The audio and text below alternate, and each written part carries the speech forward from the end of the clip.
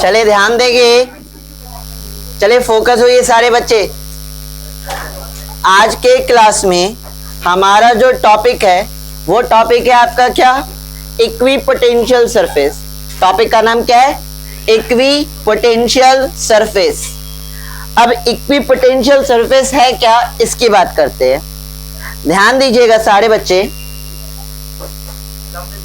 हमारे पास एक सरफेस है, हमारे पास क्या है, एक सरफेस है। हाँ, हमारे पास क्या है, एक सरफेस है जिसके सेंटर पे ध्यान दीजिएगा, इस सरफेस के सेंटर पे कितना चार्ज रखे, Q। इस सरफेस के सेंटर पे कितना चार्ज रखे, Q। अब सेंटर से R डिस्टेंस पे, सेंटर से R डिस्टेंस पे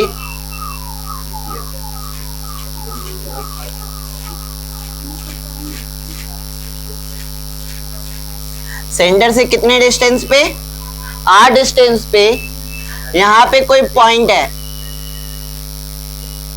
इस पॉइंट को क्या नाम देते हैं, 1। और इस पॉइंट 1 पे अगर पोटेंशियल चेक कीजिएगा तो पोटेंशियल कितना होगा, इस पॉइंट 1 पे पोटेंशियल कितना होगा, KQ अपॉन में R होगा ना। अब इसके सेंटर से इस पॉइंट पे अगर हम पोटेंशियल चेक करें, इस पॉइंट को नाम दे देते हैं पॉइंट 2, और इस पॉइंट पे पोटेंशियल चेक करें तो इस पॉइंट पे पोटेंशियल कितना होगा, ये भी सेंटर से कितने डिस्टेंस पे है, R डिस्टेंस पे, कितने डिस्टेंस पे, तो इस पॉइंट पे पोटेंशियल कितना होगा, KQ अपॉन में R। सेंटर से अगर हम इस पॉइंट पे चेक करें, सेंटर से अगर हम लोग इस पॉइंट पे चेक करें, इसको पॉइंट नंबर 3 देते हैं, और ये भी कितने डिस्टेंस पे है, R डिस्टेंस पे, तो इस पॉइंट 3 पे पोटेंशियल कितना होगा, ये भी होगा KQ अपॉन में R। ठीक है, अगर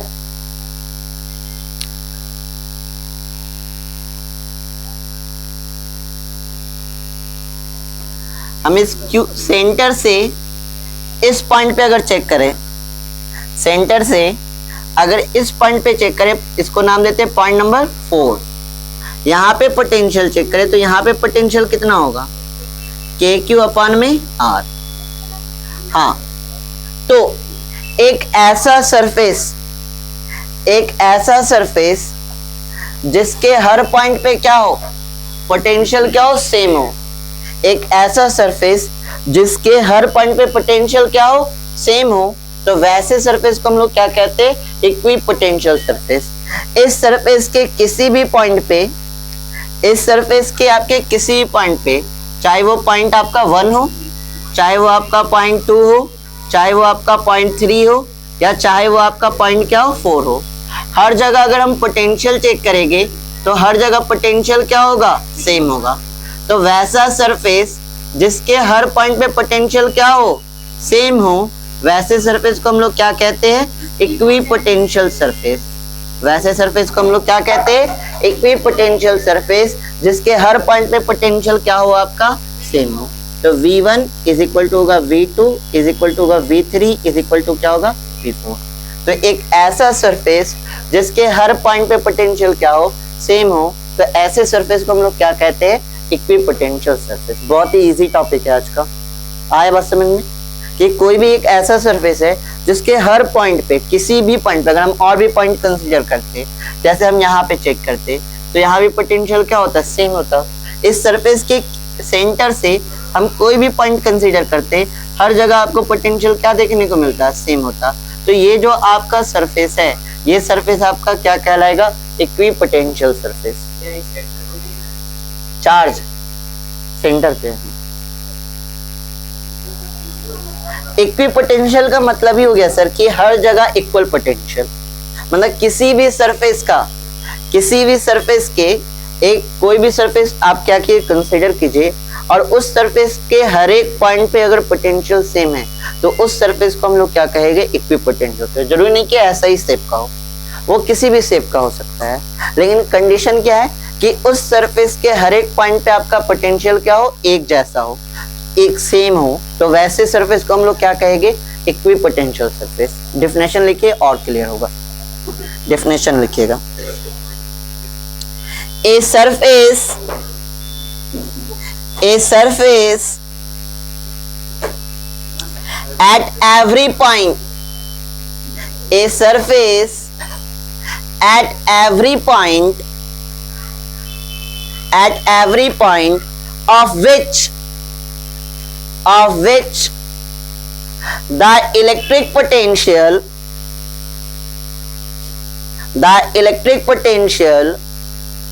due to charge distribution,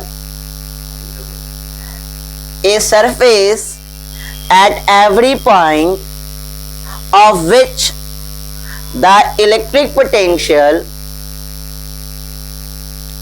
due to charge distribution is the same is called equipotential surface. Distribution is same is called equipotential surface. मतलब एक ऐसा सरफेस जिसमें चार्ज के कारण हर पॉइंट पे आपका पोटेंशियल क्या हो, सेम हो, तो वैसे सरफेस को हम लोग क्या कहेंगे, इक्विपोटेंशियल सरफेस। या एक तरह से इसको और समझ सकते हैं, दूसरा तरीका से इसको कैसे समझ सकते हैं, जो भी आपका इक्विपोटेंशियल सरफेस होगा, अगर मान लिया जाए कि ये मेरा क्या है, इक्विपोटेंशियल सरफेस है, तो इस सरफेस का जो पोटेंशियल डिफरेंस होगा, वो पोटेंशियल डिफरेंस कितना होगा, 0। जैसे पॉइंट 1 और पॉइंट 2 के बीच का अगर हम पोटेंशियल डिफरेंस निकालते हैं, तो पोटेंशियल डिफरेंस का सिंपल मतलब क्या होता है, इन दोनों पॉइंट के बीच का पोटेंशियल में डिफरेंस मतलब V1 माइनस V2, तो डेल्टा V1 भी क्या है, KQ अपॉन में R, और V2 भी क्या है, KQ अपॉन में R, तो इनका पोटेंशियल डिफरेंस क्या हो जाएगा, 0। तो एक तो ये समझ गए कि एक ऐसा सरफेस जिसके हर पॉइंट पे पोटेंशियल क्या हो, सेम हो, वो हो गया इक्विपोटेंशियल सरफेस। या एक तरह से और समझ सकते हैं कि एक ऐसा सरफेस जहां पोटेंशियल डिफरेंस क्या हो, 0 हो, तो वैसे सरफेस को भी हम लोग क्या कहेंगे, इक्विपोटेंशियल सरफेस। ठीक है, एक ऐसा सरफेस जिसमें पोटेंशियल डिफरेंस क्या हो, 0 हो, तो वो सरफेस हमारा क्या कहलाएगा, इक्विपोटेंशियल सरफेस। पैराग्राफ चेंज करके लिखिएगा, in other word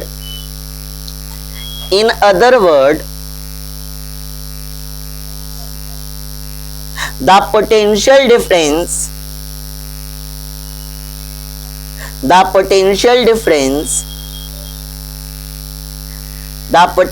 difference between any two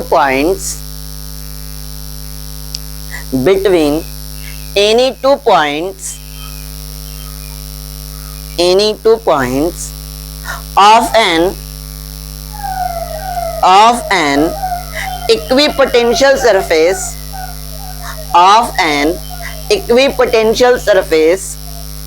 is 0। अब इसको ड्रॉ कर लीजिए कॉपी में, इसको ना बाद में लिखिएगा, ये ऑरेंज मार्कर वाले को ना बाद में लिखिएगा, पहले ये फिगर ड्रॉ कीजिएगा,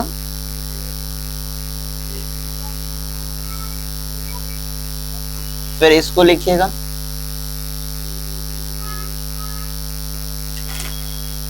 और तब फिर इसको लिखिएगा। समझ में आया क्या है इक्विपोटेंशियल सरफेस? अब इसके प्रॉपर्टी को भी पढ़ेंगे, नोट कीजिए पहले फटाफट, प्रॉपर्टी को ध्यान में रखना है, उससे रिलेटेड ये होगा आपका MCQ बनता है। आज से वापस से वर्क स्टार्ट होगा, बहुत दिन से वर्क नहीं ना जा रहा है, और टेस्ट वालों का भी चेक हो गया, दो टेस्ट का कॉपी दोनों चेक है, एक दिन बांटेंगे उसको। आज से वर्क वापस से स्टार्ट होगा। आज का जो न्यूमेरिकल देंगे ना वर्क में, वो उस पे बता देते हैं। हम लोग पढ़े थे ना surface charge density, linear charge density, इस पे क्वेश्चन दिए, उस पे न्यूमेरिकल नहीं ना करवाए थे। आज का जैसे आप तो उसके बाद ही ना आएगा। हाँ, गॉस थ्योरम के एप्लीकेशन पढ़े थे ना, लीनियर चार्ज डेंसिटी और सरफेस चार्ज डेंसिटी। एक था आपका वॉल्यूम चार्ज डेंसिटी, है ना, इन सब पे न्यूमेरिकल अभी डाल रहे हैं, फिर गॉस थ्योरम पे भी न्यूमेरिकल डालेंगे। तो आज से वर्क वापस से स्टार्ट हो रहा है, फोकस रहना, वर्क को कंप्लीट करके आना है। वॉल्यूम बताए थे ना, वी चार्ज अपॉन में वॉल्यूम, चार्ज अपॉन में वॉल्यूम।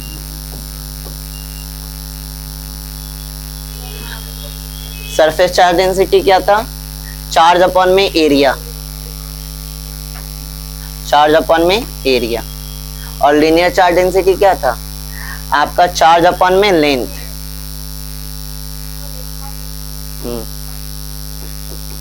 आ गया ना याद? ये हो गया volume charge density, surface charge density, linear charge density.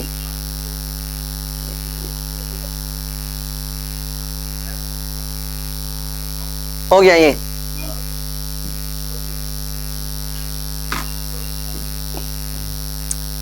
ये समझ में आ गया ना क्या है इक्विपोटेंशियल सरफेस।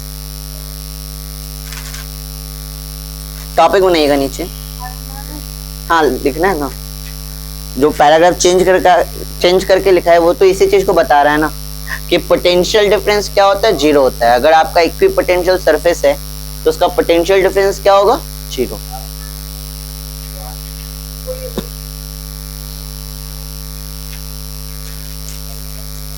हो गया? टॉपिक बनाइएगा, properties of equipotential surface.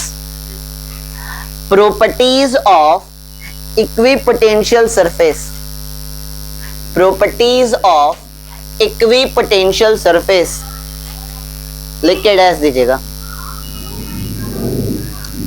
Properties of equipotential surface लिखिएगा। The following are the following are the properties of the following are the properties of equipotential surface. Equipotential surface.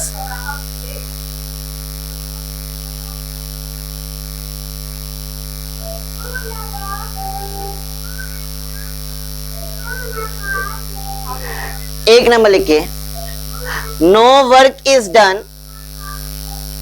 No work is done, no work is done in moving a test charge. No work is done in moving a test charge from one point to another point, from one point to another point on an equipotential surface, on an equipotential surface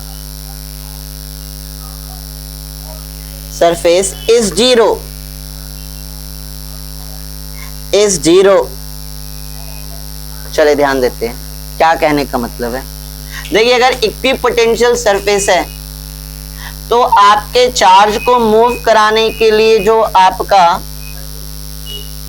charge को move कराने के लिए जो work done होता है वो work done कितना होता है, जीरो। वो वर्क डन कितना होता है आपका, जीरो।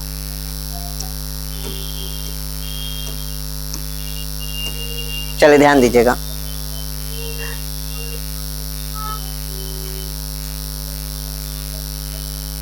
हमारे पास एक टेस्ट चार्ज है Q नॉट।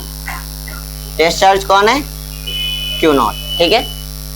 अब इस Q नॉट को, इस Q नॉट जो टेस्ट चार्ज है, इस टेस्ट चार्ज को हम लोग क्या कर रहे हैं, आपके पॉइंट 1 से, ध्यान से समझिएगा, पॉइंट 1 से कहाँ लेकर जा रहे हैं, पॉइंट 2 तक। और हम लोग पढ़े हैं कि जब चार्ज को किसी पॉइंट 1 से किसी दूसरे पॉइंट 2 तक लाने में हमें क्या करना पड़ता है, वर्क डन करना पड़ता है। लेकिन अगर आपका कैसा सरफेस हो, इक्विपोटेंशियल सरफेस हो, कैसा सरफेस हो, इक्विपोटेंशियल सरफेस हो, तो कोई भी चार्ज को किसी भी 2 पॉइंट तक ले जाने में जो वर्क डन होता है वो वर्क डन कितना होता है, 0। वो वर्क डन कितना होता है, 0। अब 0 कैसे होता है इसकी बात करते हैं। तो यहां ध्यान दीजिएगा, इन दोनों पॉइंट के बीच को चेक कर रहे हैं, तो इन दोनों पॉइंट के बीच का जो पोटेंशियल, जो आपका पोटेंशियल होगा delta V, delta V is equal to क्या होगा, W अपॉन में क्यू नॉट होगा। ये पढ़े थे हम लोग फॉर्मूला पोटेंशियल डिफरेंस का किसी 2 पॉइंट का। और यहाँ पॉइंट मेरा क्या है, 1 to 2, 1 से 2 के बीच ले जा रहे हैं, तो 1.1 से 0.2 तक ले जाने में क्यू नॉट को कितना वर्क डन होगा, वो वर्क डन होगा 0। क्यों 0 होगा, क्योंकि इन दोनों पॉइंट का जो पोटेंशियल डिफरेंस है वो पोटेंशियल डिफरेंस क्या होगा, V1 माइनस V2 होगा। V1 और V2, V1 पे पोटेंशियल कितना है, KQ अपॉन में R, माइनस V2 पे पोटेंशियल कितना है, KQ अपॉन में R इज इक्वल टू हो जाएगा W 1 to 2 अपॉन में Q नॉट। इसकी वैल्यू क्या हो गई, 0। अब यहाँ पे Q नॉट डिवाइड में इधर आएगा तो इनटू में, और 0 से मल्टीप्लाई करेंगे तो वर्क डन आपका कितना आ जाएगा, 0। तो पहला प्रॉपर्टी याद रखना है, पहला प्रॉपर्टी याद रखना है कि जो पोटेंशियल आपका इक्विपोटेंशियल सरफेस में अगर वर्क डन करते हैं तो वो वर्क डन कितना होता है आपका, 0 होता है। इक्विपोटेंशियल सरफेस में जो वर्क डन होता है वो क्या होता है, 0 होता है। इस चीज को नोट कीजिए, ग्रीन मार्कर नोट कीजिए। क्यों होता है ये समझ गए ना, क्योंकि यहाँ पोटेंशियल डिफरेंस क्या है, 0। पोटेंशियल डिफरेंस 0 तो वर्क डन में क्या, 0।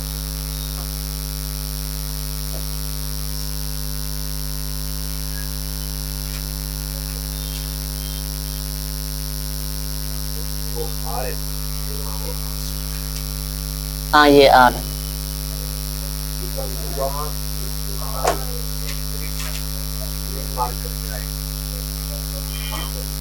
वन टू 2, 1 से 2 के बीच ला रहे।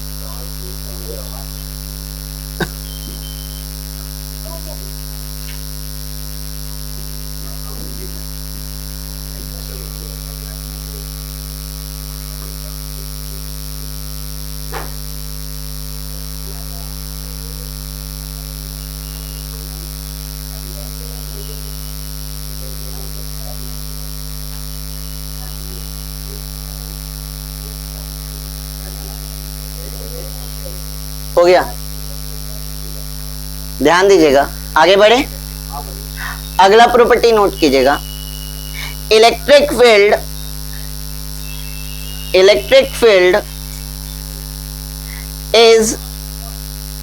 is always perpendicular to, electric field is always perpendicular to the equipotential surface. Electric field is always perpendicular to the equipotential surface at every point. At every point. Check कीजिएगा इधर।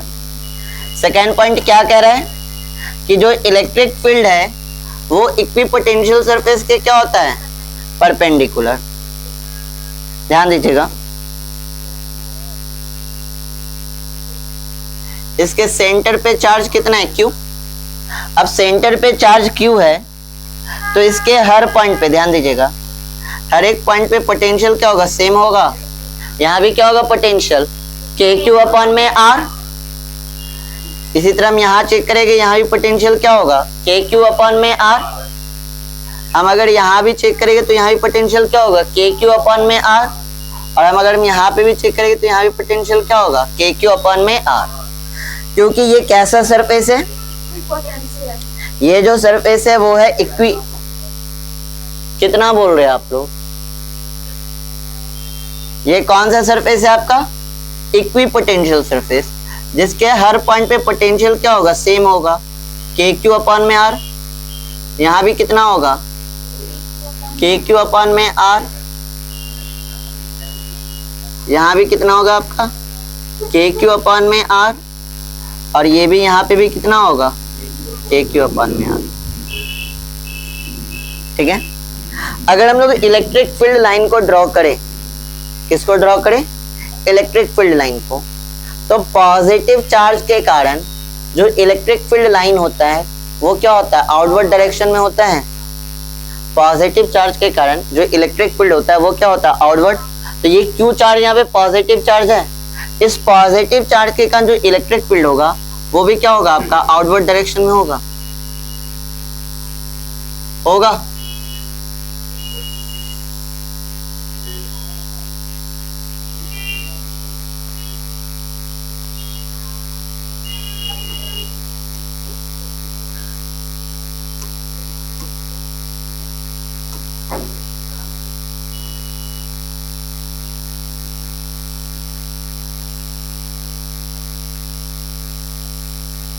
जितने भी electric field line निकल रहे हैं वो कैसे निकलेगा, आउटवर्ड डायरेक्शन में।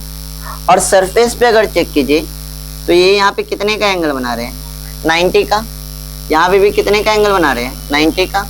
यहाँ पे भी कितने का एंगल बना रहे हैं, 90 का। और यहाँ पे भी कितने का एंगल बन रहा है, 90 का। तो हमेशा याद रखिए कि जो इलेक्ट्रिक फील्ड होता है वो इक्विपोटेंशियल के क्या होता है, आपके परपेंडिकुलर। इलेक्ट्रिक फील्ड हमेशा क्या होता है, इक्विपोटेंशियल के आपके परपेंडिकुलर। ड्रॉ कीजिए इसको। अमन आपका क्लास नीचे होगा, नीचे। हाँ,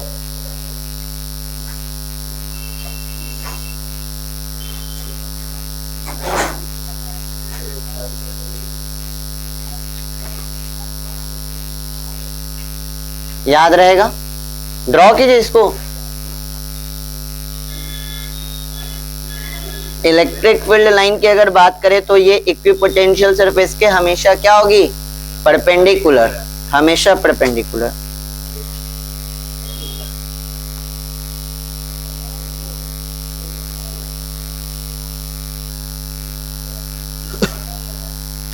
ये कौन सी लाइन हो गई मेरी, इलेक्ट्रिक फील्ड लाइन।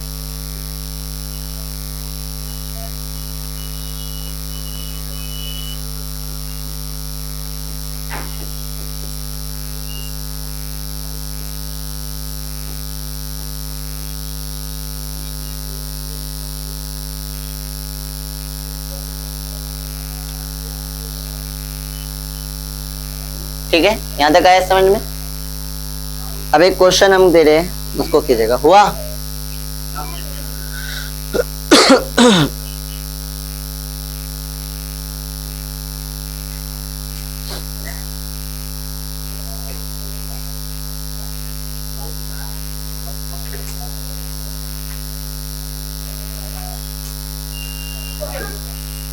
चले, ध्यान दीजिएगा।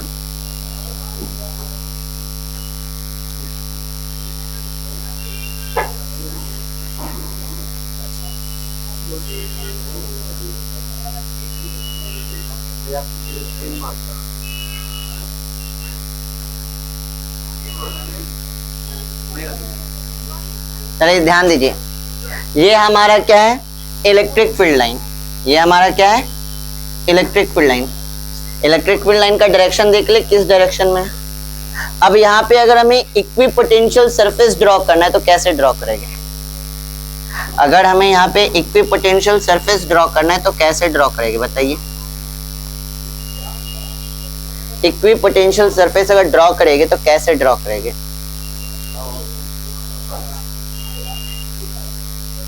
अभी हम लोग क्या बात की, इलेक्ट्रिक फील्ड और इक्विपोटेंशियल सरफेस एक दूसरे के क्या होते हैं, परपेंडिकुलर होते हैं। क्या होते हैं, परपेंडिकुलर होते हैं। तो ये इलेक्ट्रिक फील्ड है तो हम सरफेस ऐसे ड्रॉ करेंगे जो इलेक्ट्रिक फील्ड के क्या हो, परपेंडिकुलर हो। 4A के प्रिंस आके हम मारे।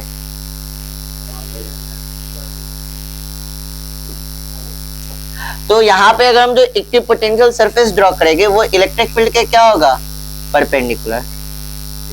तो ये जो सरफेस होगा, ये सरफेस आपके किसके परपेंडिकुलर होना चाहिए, इक्विपोटेंशियल।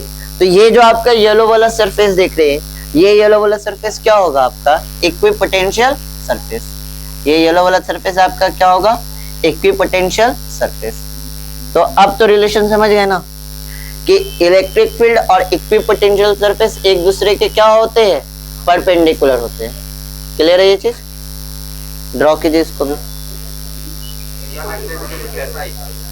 एरिया वेक्टर तो सरफेस के परपेंडिकुलर होता है। ये ऐसे है ना, रेडी में देखे तो ऐसे है, ये इलेक्ट्रिक फील्ड है, ये सरफेस है, तो ये हो गया इक्विपोटेंशियल सरफेस, ये हो गया इलेक्ट्रिक फील्ड, एक दूसरे के परपेंडिकुलर।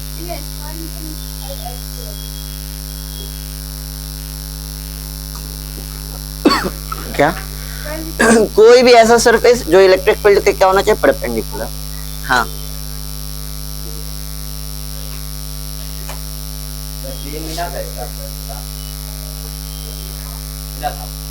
वो है बॉक्स में होगा।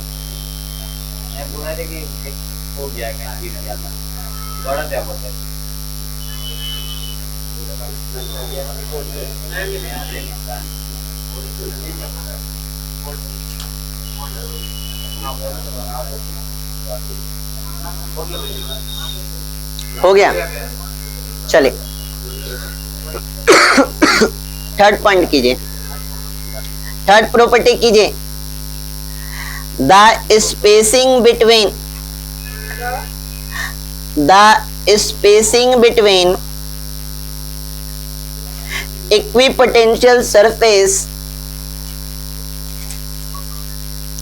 the spacing between equipotential surface enable us to identify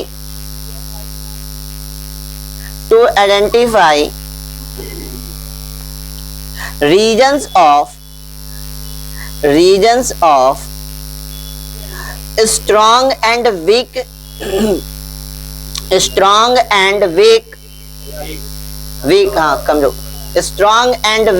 field. The spacing between equipotential surface enable us to identify region of strong and weak field. क्या मतलब इसका समझते हैं? ध्यान दीजिएगा तब सारे बच्चे। अगर आपका इक्विपोटेंशियल सरफेस,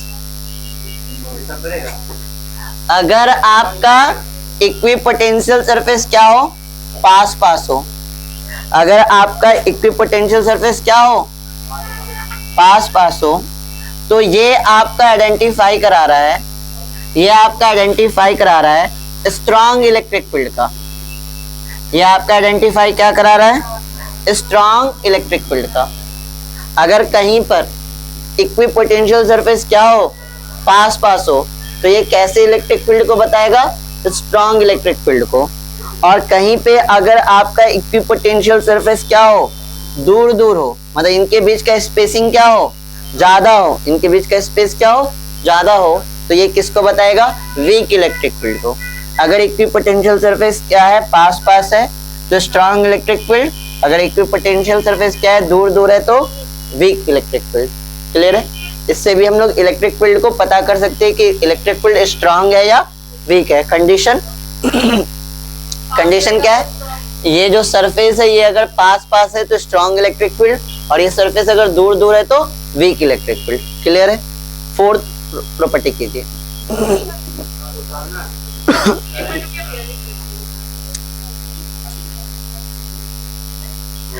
टॉपिक कीजिएगा। 4 नंबर प्रॉपर्टी क्या?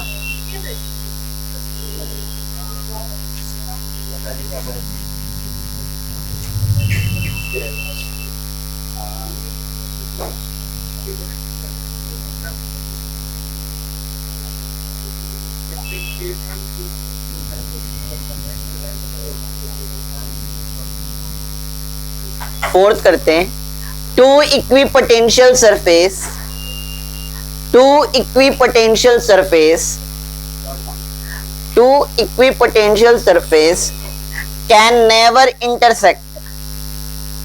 can never intersect two equipotential surface can never intersect.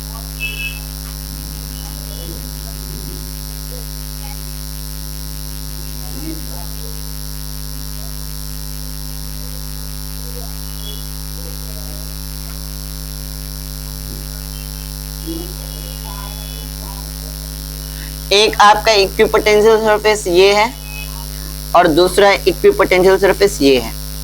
तो याद रखिएगा कि ये जो इक्विपोटेंशियल सरफेस है ये भी एक दूसरे को इंटरसेक्ट नहीं कर सकती।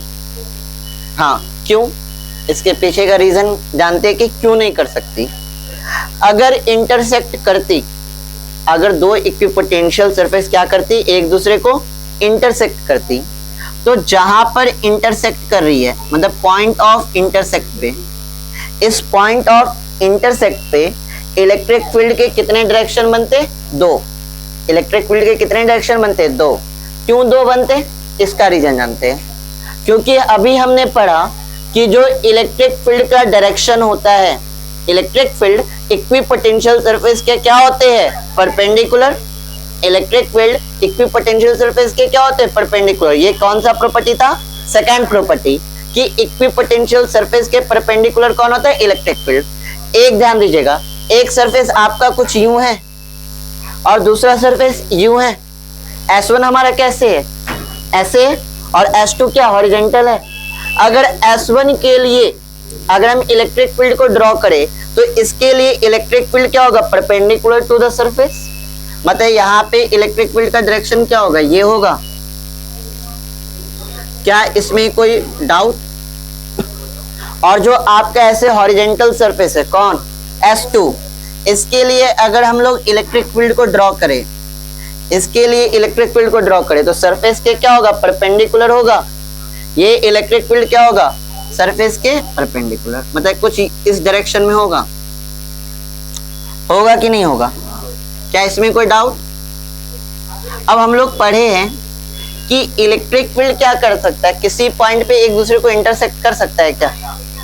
इलेक्ट्रिक फील्ड लाइन कभी भी इंटरसेक्ट करती है एक दूसरे को। अब यहाँ पे अगर दो इक्विपोटेंशियल सरफेस एक दूसरे को इंटरसेक्ट कर रहा है तो पॉइंट ऑफ इंटरसेक्ट पे इलेक्ट्रिक फील्ड के कितने डायरेक्शन हो गए? दो डायरेक्शन। जो पॉसिबल है क्या? नहीं पॉसिबल। तो इसको लिख भी लेते हैं। लिखिएगा इफ, अच्छा समझा रहे वापस से लिखिए। इफ नहीं इसी में 4 नंबर में आगे लिखना है। If two equipotential surface, if two equipotential surface could intersect Afreen इस क्लास में could intersect then at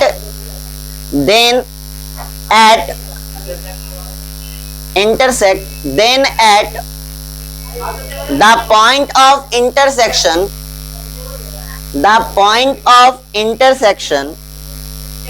there would be two values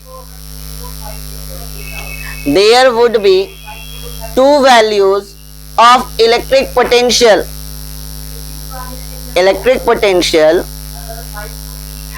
which is not possible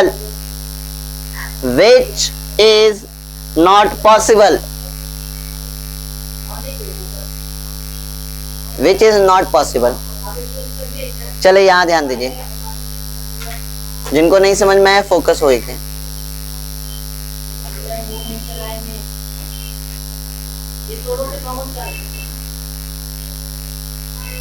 ध्यान दीजिए, हम मान लेते हैं ना, पहले इंटरसेक्ट करा देते हैं। दो इक्विपोटेंशियल सरफेस को क्या करा देते हैं? इंटरसेक्ट करा देते हैं। तो एक इक्विपोटेंशियल सरफेस मेरा ये,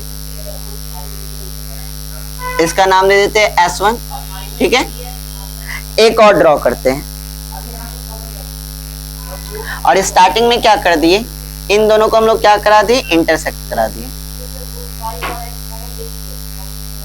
स्टार्टिंग में ये एक दूसरे को क्या कर रहा है? इंटरसेक्ट।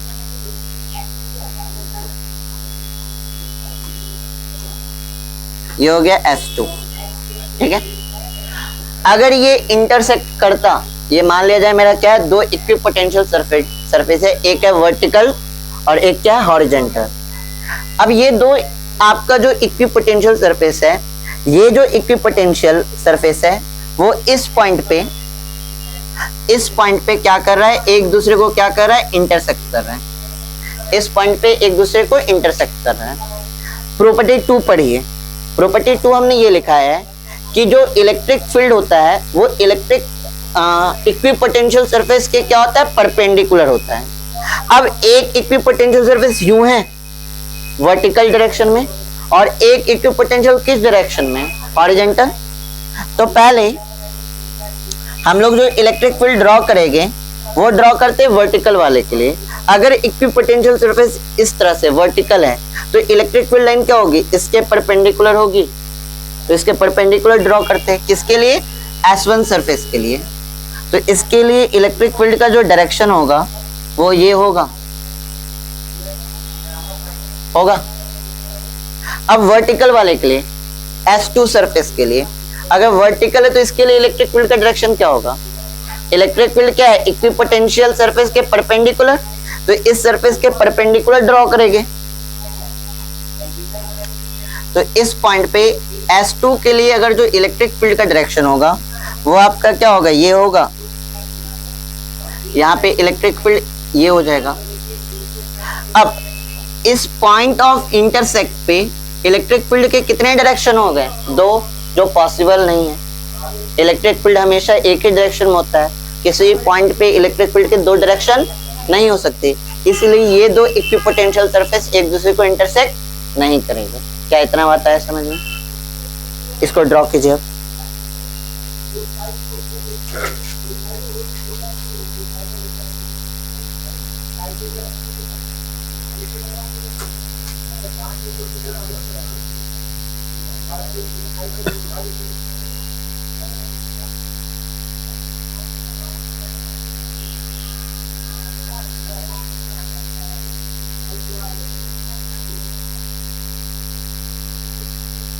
चलिए इसको ड्रॉ कीजिए।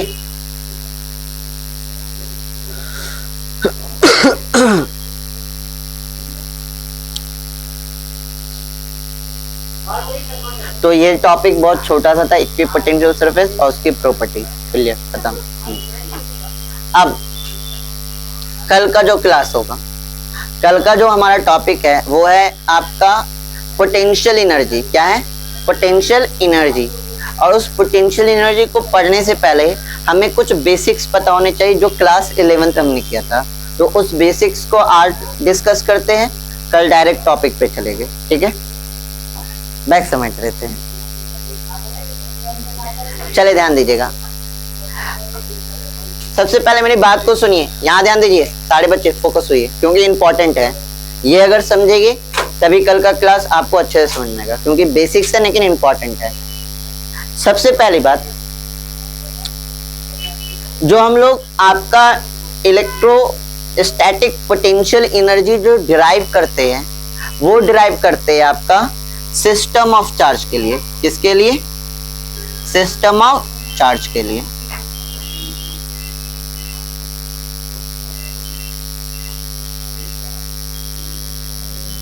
सबसे पहला पॉइंट तो यही याद रखना है कि इलेक्ट्रोस्टैटिक पोटेंशियल एनर्जी जो है वो किसके लिए डिराइव किया गया है, सिस्टम ऑफ चार्ज के लिए। आपके यूनिट चार्ज के लिए नहीं, मतलब एक सिंगल चार्ज के लिए इसको डिफाइन नहीं किया गया है। जब भी डिफाइन करेंगे किसके लिए, सिस्टम ऑफ चार्ज के लिए। और सिस्टम ऑफ चार्ज में मिनिमम कितने चार्ज हमें रखना होगा, कम से कम 2 का भी निकाल सकते, 3 का भी निकाल सकते, 4 का भी। लेकिन सिंगल चार्ज के लिए आपका पोटेंशियल एनर्जी डिफाइंड नहीं है। Electrostatic potential energy single charge के लिए डिफाइंड नहीं है। जब भी डिफाइंड है किसके लिए, सिस्टम ऑफ चार्ज के लिए, याद रहेगा। और ये सिस्टम ऑफ चार्ज में मिनिमम कितने होना चाहिए, 2। कल के क्लास में हम 2 के लिए भी सीखेंगे और 3 के लिए भी सीखेंगे। उसके जब 2 और 3 का सीख लेंगे, बगल वाले क्लास में कैमरा भी हिला दिए।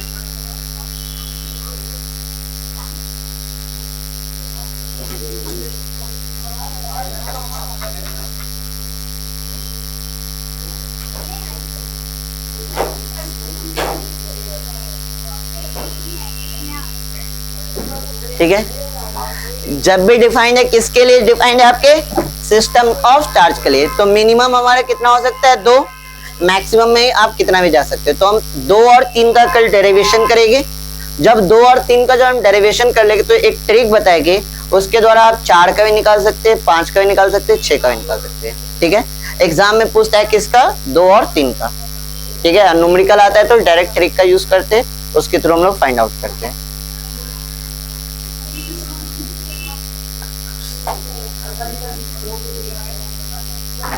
चलिए समझिए, हमारे पास 2 चार्ज का सिस्टम है, एक है Q1 और दूसरा क्या है Q2, और इनके बीच के डिस्टेंस क्या है R। अच्छा, पोटेंशियल एनर्जी की बात कर रहे हैं। जरा सोचिए, पोटेंशियल एनर्जी कब आता है? हम लोग पढ़े थे ना class 11th work energy and power वाला चैप्टर, जिसमें 2 टाइप की एनर्जी को पढ़े थे, kinetic energy and potential energy. Kinetic energy तो हमें पता है कब आता है, जो भी चीज आपका मोशन में होता है। अगर आपका कोई भी बॉडी मोशन में है तो उसके अंदर जो एनर्जी आपका इन्वॉल्व है वो कौन है, काइनेटिक एनर्जी। और पोटेंशियल एनर्जी कब आता है, जब उसके पोजीशन को चेंज करते हैं। किसी भी ऑब्जेक्ट के पोजीशन को चेंज करने पे जो एनर्जी आता है वो पोटेंशियल एनर्जी आता है। जैसे एग्जांपल दिए थे आपको आपका स्प्रिंग का, कि स्प्रिंग पे फोर्स लगा के उसको जब कंप्रेस करते हैं तो उसका पोजीशन चेंज होता है, और स्प्रिंग को जब कंप्रेस करते हैं तो उसके अंदर एक एनर्जी स्टोर होता है। जैसे फोर्स हटाते हैं स्प्रिंग वापस से क्या जाता है, अपने पोजीशन पे। तो जो एनर्जी से वो अपने पोजीशन पे आ रहा है वो एनर्जी कौन था, पोटेंशियल एनर्जी। पोजीशन के चेंज करने के कारण कौन सा एनर्जी आता है, आपका पोटेंशियल एनर्जी। चले, तो हमारे पास जो सिस्टम ऑफ चार्ज है वो कितने चार्ज का है, 2 चार्ज का। इसका इनिशियल पोटेंशियल एनर्जी होगा, और इस इनिशियल पोटेंशियल एनर्जी को हम लोग मान लिए UI। इनिशियल पोटेंशियल एनर्जी को क्या मान लिए, UI। अब इसके पोटेंशियल एनर्जी का नोटेशन U है ना। अब क्या करें, इसके पोजीशन को चेंज करते हैं। Q1 को यहां रहने देते हैं, Q2 जो यहाँ पे है ना, इसके पोजीशन को चेंज करके यहां ले आते हैं।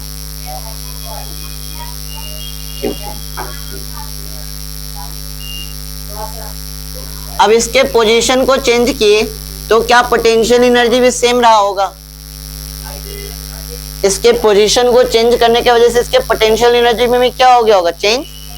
तो यहाँ जो पोटेंशियल एनर्जी उसको बोल देते हैं final potential energy, final potential energy. और इसका नोटेशन क्या ले लेते हैं, UF। इसका नोटेशन क्या ले लेते हैं, UF। अब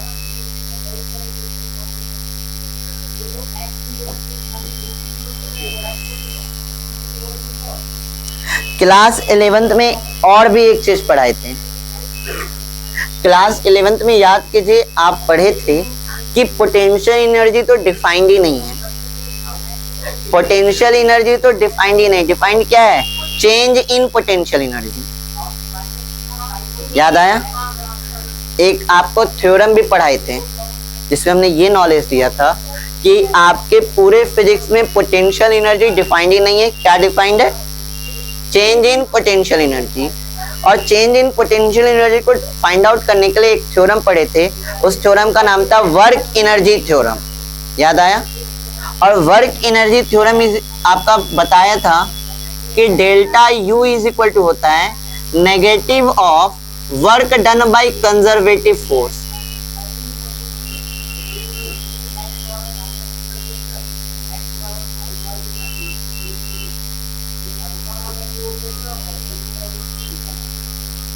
याद आया, वर्क एनर्जी थ्योरम नाम का टॉपिक याद है, पढ़े थे। वहां पे जब पढ़े थे तो वहां ये चीज सीखे थे कि चेंज इन पोटेंशियल एनर्जी मतलब delta U is equal to क्या होता है, negative of work done by conservative force. कौन सा फोर्स, कंजर्वेटिव फोर्स। अब याद कीजिए कि कंजर्वेटिव फोर्स क्या था, कंजर्वेटिव फोर्स क्या था ये बताइए। कंजर्वेटिव फोर्स क्या था ये बताइए।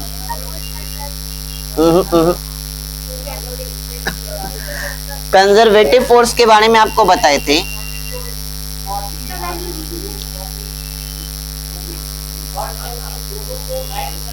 अगर आपका फोर्स कंजर्वेटिव है, अगर आपका फोर्स क्या है, कंजर्वेटिव है, तो work done by conservative force आपके पाथ पे डिपेंड नहीं करता। याद कीजिए, अगर कंजर्वेटिव फोर्स के द्वारा वर्क डन निकालते हैं तो ये वर्क डन आपके पाथ पे डिपेंड नहीं करता।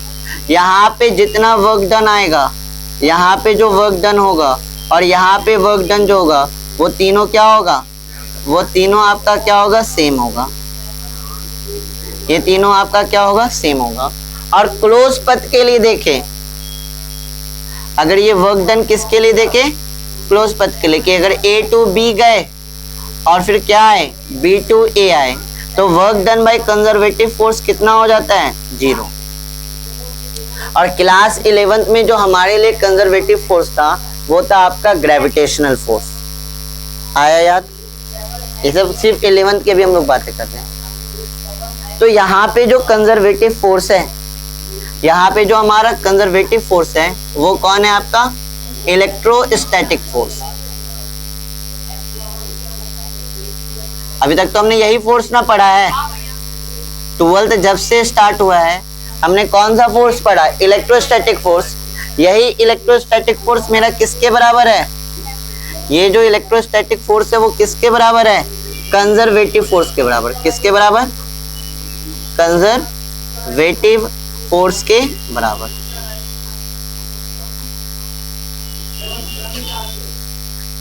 इलेक्ट्रोस्टैटिक फोर्स को सिंपली हम लोग कौन सा फोर्स कहते हैं, कूलाम फोर्स भी है ना। तो यहाँ पे जो कंजर्वेटिव फोर्स है, मतलब ध्यान दीजिएगा, यहाँ पे जो डेल्टा यू है, ये जो डेल्टा यू है ये क्या है, नेगेटिव ऑफ कंजर्वेटिव फोर्स। यहाँ पे क्या लेंगे, negative of work done by conservative force. Conservative force है कौन मेरा, इलेक्ट्रोस्टैटिक फोर्स। कौन सा फोर्स, इलेक्ट्रोस्टैटिक फोर्स। अब 2 पॉइंट और आपको बताए थे, वो यहां बताए थे इलेक्ट्रिक पोटेंशियल वाले में। वो 2 पॉइंट क्या बताए थे, पहला पॉइंट कि जब इंफिनिटी से किसी पॉइंट पे पोटेंशियल फाइंड आउट करते हैं तो हमको चार्ज कहां से लेके आना पड़ता है, इन्फिनिटी से। इन्फिनिटी से जब उस पॉइंट टेस्ट चार्ज को जब हम उस पॉइंट P तक लेके आते हैं तो हम क्या बताए थे, बहुत धीरे धीरे धीरे धीरे लेके आना है। यहाँ पे बहुत धीरे धीरे लेके आना है। अब ये धीरे धीरे लाने के लिए जो इलेक्ट्रोस्टैटिक फोर्स आपका लगता है उसके अपोजिट हमें क्या लगाना पड़ता है, एक्सटर्नल फोर्स। उसके अपोजिट हमें क्या लगाना पड़ता है, एक्सटर्नल फोर्स। इलेक्ट्रोस्टैटिक फोर्स और एक्सटर्नल फोर्स एक दूसरे के क्या होते हैं, अपोजिट। तो यहाँ पे delta U is equal to electrostatic force किसके बराबर हो जाएगा, एक्सटर्नल फोर्स के। इलेक्ट्रोस्टैटिक फोर्स अगर इस डायरेक्शन में लग रहा है तो हमें एक्सटर्नल फोर्स क्या लगाना होगा, इसके अपोजिट। मैग्नीट्यूड में इक्वल और डायरेक्शन में क्या रखना होगा, अपोजिट। तो यहाँ पे इसके बराबर negative of work done by electrostatic force, इसके जगह क्या लिख सकते हैं, work done by external force.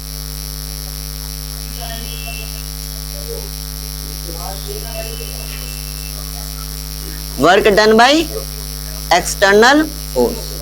और इसी फॉर्मूले का यूज करेंगे किसको ड्राइव करने के लिए, इलेक्ट्रोस्टैटिक पोटेंशियल को ड्राइव करने के लिए। आया बात समझ में? इसी का हम लोग यूज करेंगे कल के क्लास में कि delta U is equal to क्या हो जाएगा, work done by external force. ये कैसे रिलेट किए, आया समझ में? अब डेल्टा यू को क्या लिख सकते हैं, potential energy final, potential energy final minus potential energy initial is equal to क्या हो जाएगा, work done by external force. Work done by external force. और ये एक्सटर्नल फोर्स किसके बराबर है, ये एक्सटर्नल फोर्स किसके बराबर है, ये एक्सटर्नल फोर्स जो आपका है वो किसके बराबर है, इलेक्ट्रोस्टैटिक फोर्स के। ये एक्सटर्नल फोर्स किसके बराबर है, इलेक्ट्रोस्टैटिक फोर्स के। क्या इतना बात आ रहा है समझ में? इतने में किसी बच्चों को कोई डाउट? ये 11th बेसिक्स करके नोट डाउन कीजिए। 11th बेसिक्स करके इसको नोट डाउन कीजिए। कल इसका यूज करके हम लोग 12th का मेन टॉपिक पे आएंगे।